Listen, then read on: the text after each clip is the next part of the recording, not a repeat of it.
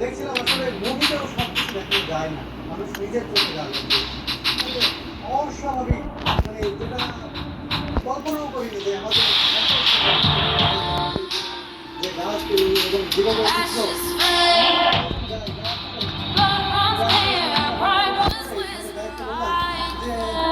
একটু ইয়ে করতে চাই, মানে আমাজনের জলে গোসল করতে চাই, এটা সম্ভব না সম্ভব।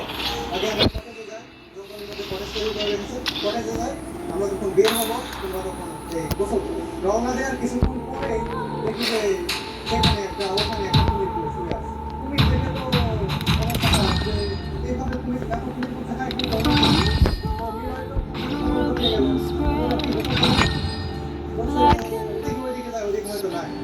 কি এত কুমির, এটা আমার কল্পনাতেও ছিল না। পরে উনি মজা করেই গাড়ি করছিল, চলো গোসল করবো, মজা নিচ্ছিল, দেখো তারপরে সিদ্ধান্ত নিচ্ছে গোসল করবা কিনা। হ্যাঁ, তো যাই হোক রাতের বেলা যখন বের হলাম, আমাদের গায়ে বললো যে কিছু দেখতে পাচ্ছ?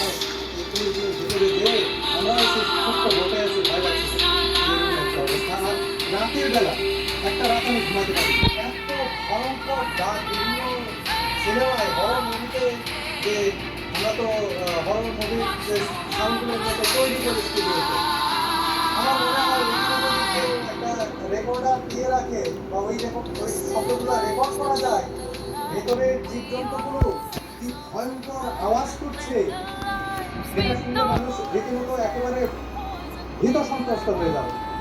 আমার রাতে যখন আমি এই শব্দগুলো শুনেছি, একটা সারা রাত আমি ঘুমাইতে পারিনি। আর অনেক সময় হচ্ছে কি এই জঙ্গলের কিছু প্রাণী এসে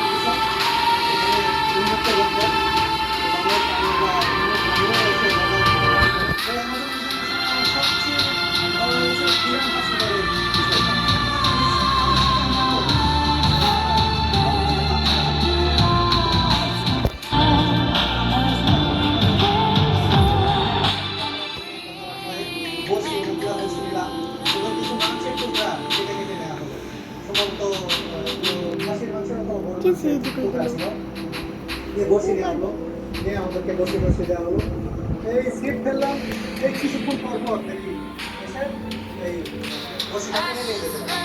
আর এই মাংসগুলো তারা আমরা যে মাত্র কয়েকবার টোকা দেয়, খায়, তারপরেও থেকে যায়, কিন্তু এরা একবার নাড়ায়, এত ধারালো তাদের দাঁত যে ওই মাংসের টুকরা দেয়, মাংস একবারে নেই, খালি বসে উঠে আসে।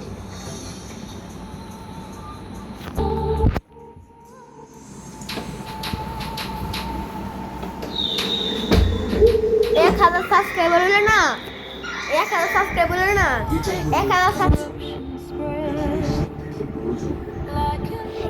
সাবস্ক্রাইবার হলে ও সময় তুমি ট্যাপ শুরু 1000 সাবস্ক্রাইবার বলা লাগে ট্যাবারান দিগা আমাদের জীবনকে কিন্তু এখানে আজ না, নিজের ইউটিউবে। ভেতরে লুকিয়ে রেখেছে বহু অজানা রহস্যকে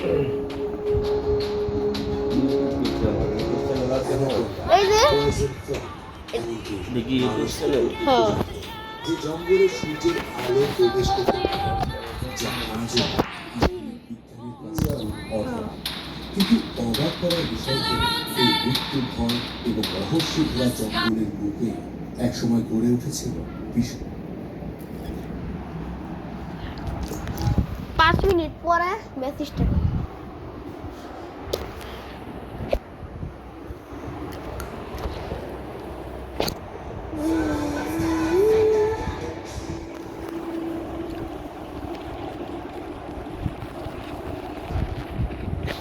আসসালামু আলাইকুম। প্রতি বছর আমাদের এলাকায় কোরবানির ঈদের পর গ্রাম এবং শহরে একটি ফুটবল ম্যাচ হয়ে থাকে। এই ফুটবল খেলাটা একটু ভিন্ন রকম, কারণ এখানে যে দুই দল অংশগ্রহণ করে এরা একই এলাকার মানুষ। কেউ কর্মক্ষেত্রের কারণে শহরে থাকে, আর কেউ বা কর্মক্ষেত্রের কারণে গ্রামে থাকে। যেমন আমি আমার কর্মস্থল গ্রামে, তাই আমি গ্রামের পক্ষ হয়ে খেলবো, যার কর্মস্থল শহরে সেই শহরের পক্ষ হয়ে খেলবো। তবে ইন্টারেস্টিং ব্যাপার হচ্ছে আমরা সবাই একই গ্রামের মানুষ, আমরা দুই দলে বিভক্ত হয়ে তারপর সেই খেলাটা প্রতি বছর খেলবো। তো যাই হোক, আলহামদুলিল্লাহ মোটামুটি আমরা সবাই মাঠের মধ্যে চলে এসেছি। আকাশে প্রচন্ড পরিমাণে মেঘ, যে কোনো সময় বৃষ্টি আসতে পারে এবং ঝড়ও হতে পারে। আমরা সবাই মাঠে চলে আসার পর মাঠটা তো এখানে বড় এসে আমরা সুন্দর। আমাদের প্রস্তুতি সেরে নিচ্ছি, অর্থাৎ সবাই বুট জুতা এগুলো পরে নিচ্ছিল, কারণ আকাশের অবস্থা যেমন ভালো না, আমাদের দ্রুত এই কাজগুলি কমপ্লিট করতে হবে এবং মাঠে নামতে হবে খেলার জন্য। প্রতি বছর এই খেলার আয়োজনের সময় আমাদের এলাকার বড় ভাই যারা শহরে থাকেন বা যারা গ্রামে আসেন, তারা আমাদেরকে অনেক বেশি সাপোর্ট করেন, আমাদেরকে অনেক বেশি সহযোগিতা করেন, যে কারণে এই পুরো খেলাটা আমরা সুন্দরভাবে পরিচালনা করতে পারি। এখানে গুরুত্বপূর্ণ একটা বিষয় বলি, যাদের কর্মস্থল গ্রামে, অর্থাৎ আমাদের যেরকম কর্মস্থল গ্রামে, আমরা গ্রামের পক্ষে খেলতেছি, আবার যাদের কর্মস্থল শহরে, তারা শহরের পক্ষে খেলতেছে। এখানে এটা বলার কোনো অবকাশই নেই যে শহরের মানুষ ভালো খেলবে না, গ্রামের মানুষ গ্রামে থাকে তারা ভালো খেলবে। এর কারণ হচ্ছে শহরে যারা থাকে তারা গ্রামের সব থেকে ভালো ভালো প্লেয়ার, তাদের ভালো ফুটবল খেলাটা আমাদের গ্রামের এক ধরনের পরিচিতি। এই কারণেই মূলত হচ্ছে তাদের সাথে পেরে ওঠা বা তাদের সাথে তারাটা খুব কঠিন হয় প্রতি বছর। তো যাই হোক, খেলা শুরু হওয়ার আগেই প্রচন্ড পরিমাণে ঝড় এবং বৃষ্টি শুরু হয়। এই বৃষ্টির মধ্যেই আমাদের এখানকার যারা শহরে ভালো পর্যায়ে চাকরি করেন, কেউ বা শহরে ভালো ব্যবসা করেন, তারা আমাদের মধ্যে খুবই গুরুত্বপূর্ণ কিছু কথা বলছিলেন আমাদের বিষয়ে, খেলার উৎসাহ দেওয়ার জন্য।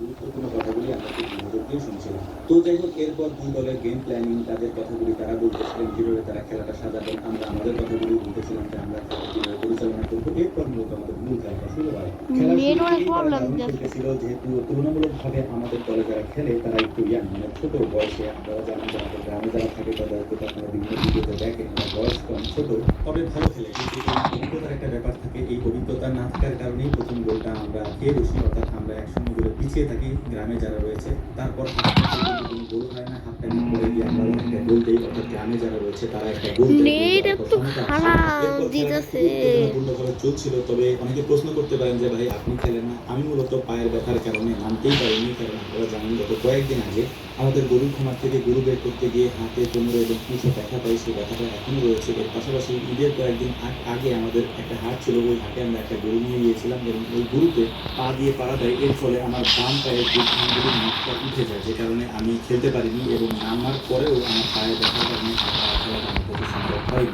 এর পাশাপাশি আমাদের দলের মধ্যে যেহেতু এটা ফুটবল খেলা, ফুটবল খেলা প্রচন্ড পরিমাণে উত্তেজনা থাকবেই, সেটাই হয়েছিল। I got supplies. এই খেলাটা ড্র হয় এবং ড্রয়ের মাধ্যমে আমাদের এই খেলাটা সুন্দর একটা পরিসমাপ্তি ঘটে। তো যাই হোক, আমরা আগামীকালকে থেকে আবারও আমাদের নিজেদের প্লান্টই খেলতে পারো না। ইনশাআল্লাহ ঈদের পরে একদিন এই আনন্দ আমাদের দরকার ছিল, সেটা আমরা করেছি। আমাদের জন্য দোয়া করবেন, আল্লাহ তাআলা যেন আমাদের সমস্ত কিছু বারাকা দান করেন।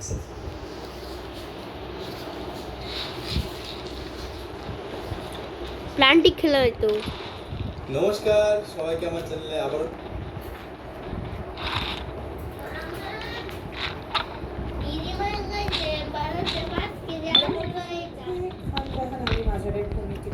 आलू का चालू बेटा खा गया था मम्मी ने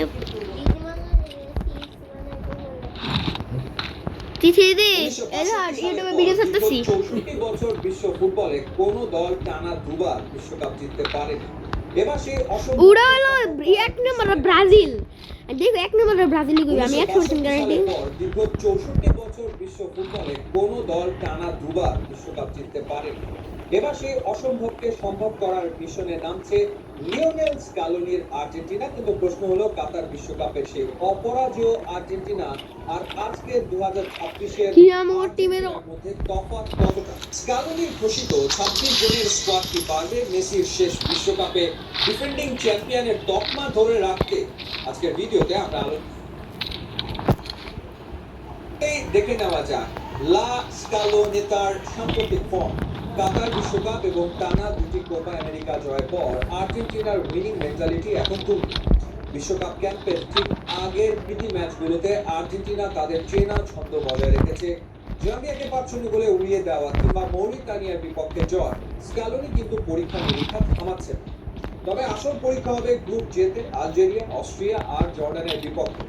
রিসেন্ট ফর্ম বলছে আর্জেন্টিনা অলরেডি একটা সেটেলড এবং উইনিং ট্র্যাকে আছে। এবার আসা যাক এই স্কোয়াডের আসল শক্তি।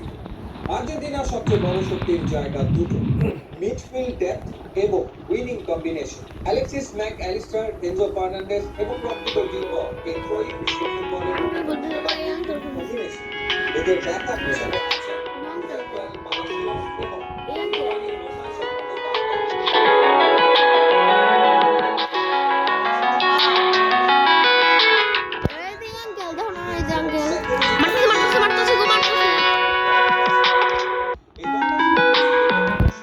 স্কালোনি পরিস্থিতি অনুযায়ী 4-3-3 থেকে 4-4-2 ফরমেশনে খুব সহজেই সুইচ করতে পারে। তবে সবকিছুর পরেও এই দলে কিছু দুর্বলতা বা চিন্তার জায়গা আছে যা স্কালোনিকে ভাবাবে। নিকোলাস ওটারবির অভিজ্ঞতা উইঙ্গারদের সামনে তার গতি একটা বড় চিন্তার বিষয়। ক্রিস্টিয়ান রোমেরো এবং লিজেন্ড্রো মার্টিনেজকে তাই বাড়তি দায়িত্ব নিতে হবে। লিওনেল মেসি এখন খেলছেন ইন্টার মায়ামিতে, বয়স 30-এর কোঠা পার করেছেন অনেক আগেই। তিনি এখনো জাদুকর, কিন্তু হাই ইন্টেন্সিটি নকআউট ম্যাচে আর্জেন্টিনাকে এখনো মেসির একটা জাদুর মুহূর্তের জন্য চাতক পাখির মতো চেয়ে থাকে। তাহলে এই বিশ্বকাপে আর্জেন্টিনার ভাগ্য নির্ধারণ করবে কারা? নজর রাখুন এই চারজনের ওপর। নিজের ষষ্ঠ এবং সম্ভবত ক্যারিয়ারের শেষ বিশ্বকাপে মেসি খেলবেন সম্পূর্ণ জাতীয়ভাবে। গোল করা এবং করানোর ক্ষেত্রে তিনিই থাকবেন মূল চালিকা শক্তি।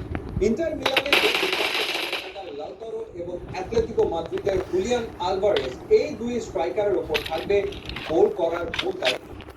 ইটালিয়ান ক্লাব কোমোতে চমক দেখানো তরুণ তুর্কি নিকো পাস হতে পারেন স্কালোনির সারপ্রাইজ প্যাকেজ। মাঝ বা আক্রমণ ভাগে যে কোনো সময় ম্যাচের মোড় ঘুরিয়ে দিতে পারেন তিনি। এই স্কোয়াডের আরেকটি লুকানো শক্তি হলো এর বেঞ্চ স্ট্রেংথ এবং তরুণ ও অভিজ্ঞদের অবিশ্বাস্য কম্বিনেশন। কাতার বিশ্বকাপের চেনা মুখ যেমন রদ্রিগো ডি পল বা নিকোলাস তাগলিয়াফিকোরা যখন দলে অভিজ্ঞতার কুশলতা যোগাচ্ছে, ঠিক তখনই স্কালোনি দলে ইনজেক্ট করেছেন এক ঝাঁক পুরধার তরুণ। আক্রমণ ভাগে রেখেছেন থিয়াগো আলমাডাকে। যদিও অ্যাটলেটিকো মাদ্রিদের হয়ে চলতি মৌসুমে খুব একটা গেম টাইম পাননি, কিন্তু আলমাডা জাতীয় দলের জার্সিতে বরাবরই ভয়ঙ্কর। বিশ্বকাপ বাছাই পর্বে বিগ ম্যাচগুলোতে মেসির অনুপস্থিতিতে আলমাডা ছিলেন বাইরে থেকে গোল, ব্রাজিলের বিপক্ষে অসাধারণ পারফরমেন্স কিংবা কলম্বিয়ার বিপক্ষে পিছিয়ে পড়া ম্যাচে একেবারে শেষ মুহূর্তে সমতাসূচক গোল করেছিলেন এই তরুণ। এইসব কারণে আলমাডার উপরে বিশ্বাস রাখতে বাধ্য ছিলেন স্কালোনি। বিগ ম্যাচগুলোতে হয়তো বন্ধু হিসেবে তাকে ব্যবহার করবেন আর্জেন্টাইন বস। সঙ্গে জিওলিয়ানো সিমিওনি, যাকে উইং থেকে শুরু করে রাইট মিডফিল্ড কিংবা উইং ব্যাক হিসেবে ব্যবহার করতে পারবেন স্কালোনি। এর সঙ্গে আছেন ভ্যালেন্টাইন বার্কো, লেফট ব্যাক থেকে লেফট মিডফিল্ড, সেন্টার মিডফিল্ড। আমিও করতেছি ভিডিও করতেছি। আর ম্যাচ চলাকালে সিমিওনি আলমাডা বার্কোর মতো ফুটবলারদের ব্যবহার করে উইং প্লে বা কাউন্টার অ্যাটাকের গতিপথ। আচ্ছা 5 মিনিট। বেঞ্চের এই গভীরতার কারণেই প্রতিপক্ষ দলগুলো ম্যাচের শেষ 30 মিনিটে গিয়েও আর্জেন্টিনা ডিফেন্স বা মিডফিল্ডকে সহজে বিট করতে পারবে। অভিজ্ঞদের মগজাস্ত্র আর তরুণদের ক্ষিপ্রতা এই দুইয়ের যুগলবন্দি এবার আর্জেন্টিনার ব্যাক টু ব্যাক বিশ্বকাপ জয়ের অন্যতম বড় চাবিকাঠি হতে পারে। সব মিলিয়ে 2026 সালের এই আর্জেন্টিনা স্কোয়াডটি অভিজ্ঞতা এবং তারুণ্যের একটা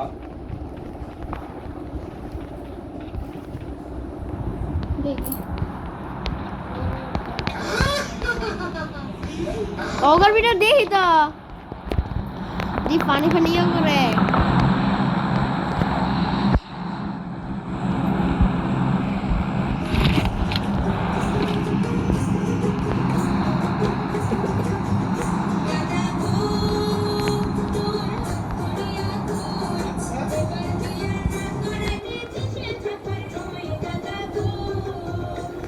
মাইয়া তোর মতো কথা বল।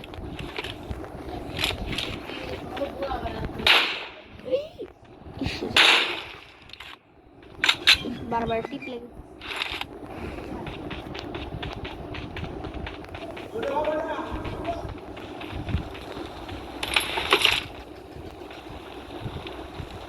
বুঝলাম না এটা WMG বই না। আচ্ছা সবারটা ইনশাআল্লাহ শোনার চেষ্টা করবো। তো আমার হাতে এখন থেকে আমার পক্ষে শিখেছে মাঝে মধ্যে উচ্চ আসবে বুঝুন আপনার কি শিখার 500 টাকা দিলাম দাম তাইলে বোঝা যাবে যে আমার সরকার